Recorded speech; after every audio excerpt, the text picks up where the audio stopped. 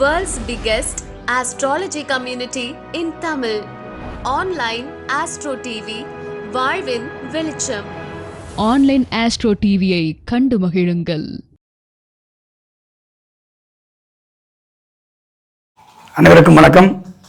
எல்லோருக்கும் எல்லாம் கிடைக்கட்டும். தர்மசாஸ்திரா ஜோதிட வித்யாலயா மற்றும் ஆன்லைன் ஆஸ்ட்ரோ டிவி நேயர்கள் மாணவர்கள் அனைவருக்கும் இனிய காலை வணக்கங்கள். ஒவ்வொரு நாளும் திருமண திறவுகோல் என்ற அற்புதமான ஒரு தலைப்பின் கீழே நிறைய திருமணம் சார்ந்த ஆய்வுகளை நம்ம பார்த்துட்டு வந்துட்டு இருக்கிறோம்.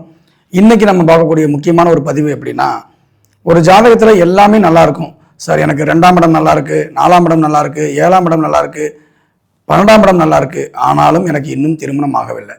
இந்த மாதிரி ஒரு லட்சத்தில் ஒரு 10 ஜாதகமாவது இந்த மாதிரி நாங்கள் பார்த்துட்டு இருக்கோம்.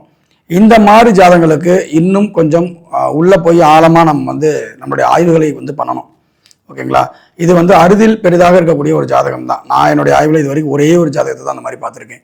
என்னடா 2ஆம் இடம் நல்லா இருக்கு, 4ஆம் இடம் நல்லா இருக்கு, எந்த பாவமும் கெட்டு போகல, அந்த மாதிரி இருந்து எல்லாம் நல்லா இருந்து ஒருத்தர் திருமணமே ஆகாத 37 வயசு வரைக்கும் இருந்திருக்கிறார். ஸோ இந்த மாதிரி ஜாதகத்துக்கு எந்த மாதிரி ஒரு தடை இருந்தால் அவங்களுக்கு திருமணம் ஆகாது அப்படின்றதுக்கு நம்மளுடைய சித்தர்கள் பெருமக்கள் பயன்படுத்தக்கூடிய முக்கியமான ஒரு விதி என்ன அப்படின்னு பார்த்தீங்க அப்படின்னா, உபகிரகங்களை பயன்படுத்தியிருக்கிறாங்க. நம்ம எல்லாருமே பயன்படுத்துறதே 9 கிரகங்கள் மட்டும்தான். அதுக்கு மேலே நம்ம பார்க்குறதே கிடையாது.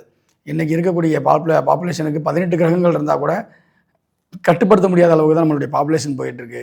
ஸோ உபகிரகங்களுடைய பலன்களையும் நம்ம முக்கியமாக பார்க்கணும்.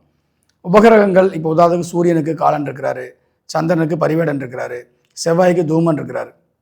இந்த மாதிரி ஒவ்வொரு கிரகங்களுக்கும் உபகிரகங்கள் இருக்குது. அவருடைய மகன்களே உபகிரகங்களாக இருக்கக்கூடிய ஒரு அமைப்பு இருக்குங்க.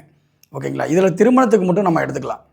திருமணத்துக்கு மட்டும் பார்க்கும்போது இந்த செவ்வாய்க்கு பார்க்கும்போது தூமன் பார்க்கணும், செவ்வாய்க்கு பார்க்கும்போது தூமன் பார்க்கணும். ஓகேங்களா? சரி, இந்த தூமனை நம்ம எப்படி கணிக்கிறதுன்னு தெரிஞ்சால் மட்டும்தான் நீங்கள் அந்த பாதிப்பு இருக்கான்னு செக் பண்ண முடியும். சார், தூமனை எப்படி சார் கணிக்கிறது அப்படின்னா, ஒவ்வொரு நாளும் சூரிய உதயத்தை, அதாவது சூரியன் என்ன டிகிரியில் இருக்கிறாருன்னு பாருங்கள். உங்கள் ஜாதகத்தில் கரெக்டாக காலையில் எந்திரிச்சோடனே 5:30 மணிக்கு ஒரு சாட்டை போடுறீங்க, சூரியன் என்ன டிகிரியில் இருக்கிறார். ஓகேங்களா? சூரிய உதயத்தின் பொழுது, அதாவது நம்மளுடைய மையப்புள்ளி அப்படிங்கிறது உஜ்ஜயினி, அதோடைய மையத்தின் அடிப்படையில் காலைல 5:30 மணியில் நம்ம ஒரு நாள் சுற்றியே குறிப்போம். இதுதான் உண்மை. அப்போ 5:30 மணிக்கு சூரியன் என்ன டிகிரியில் இருக்காருன்னு பாருங்கள். அந்த டிகிரியிலேருந்து சரியாக 133.20.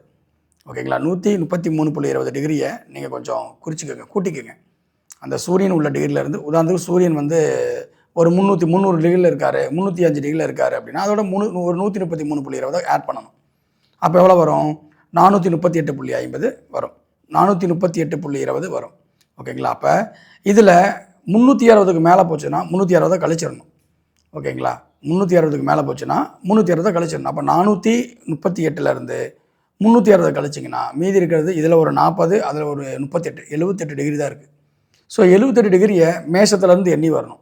மேஷத்துலேருந்து எண்ணி வேணால் மேஷம் 30, ரிஷபம் 30, 60, மிதுனத்தில் 18.20 நிற்கும். அப்போ மிதுனத்தில் 18.20 எங்கே சார் வரும்னு பார்த்தீங்கன்னா, முதல் மிருகசீரிஷத்துக்கு பார்த்தீங்கன்னா 6.40 போயிடும், 3ஆம் பாதம் 4ஆம் பாதம். அதுக்கப்புறம் ஒரு 13.20 பார்த்தீங்க அப்படின்னா திருவாதிரையில் வரும். அப்போ ரெண்டையும் கூட்டிங்கன்னா 20 டிகிரி வரும். ஸோ டோட்டலாக பார்க்கும்போது திருவாதிரை 4ஆம் பாதத்தில் இந்த புள்ளியானது இருக்கும். அந்த புள்ளிக்கு பேர் தான் தூமன்னு பேர். ஓகேங்களா? அந்த புள்ளிக்கு பேர் தான் தூம புள்ளின்னு பேர். ஸோ தூமன் எங்கே இருக்கார் அப்படின்னா, தூமன் நான் சொன்ன கணக்கீடுகளின் அடிப்படையில் திருவாதிரையில் இருக்கார். சரி, இது எப்படி சார் பாதிப்பு கொடுக்கும் அப்படின்னு பார்த்தீங்கன்னா, உங்களுடைய ஜாதகருடைய யாருக்கு பார்க்குறீங்களோ அவங்களுக்கு எல்லா பாவமும் நல்லா இருக்கிற பட்சத்தில் அவங்களுக்கு இந்த கணிதத்தை நீங்கள் போட்டு பாருங்கள்.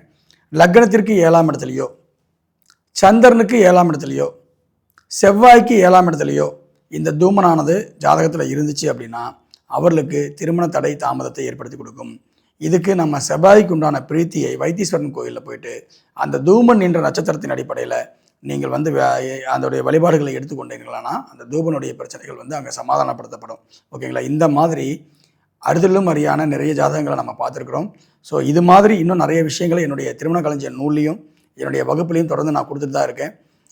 யாருக்காவது நூல் வேணும் என்றாலும், வகுப்பு சார்ந்த இந்த வீடியோ வேணும்னாலும் என்னை தொடர்பு கொண்டு நீங்கள் பெற்றுக்கொள்ளலாம். வேறொரு பதிவில் மீண்டும் உங்களை சந்திக்கிறேன். அதுவரையிலிருந்து உங்களிடம் விடைபெறுகிறேன். வாழ்த்துக்கள். எல்லோருக்கும் எல்லாம் கிடைக்கட்டும். நன்றி.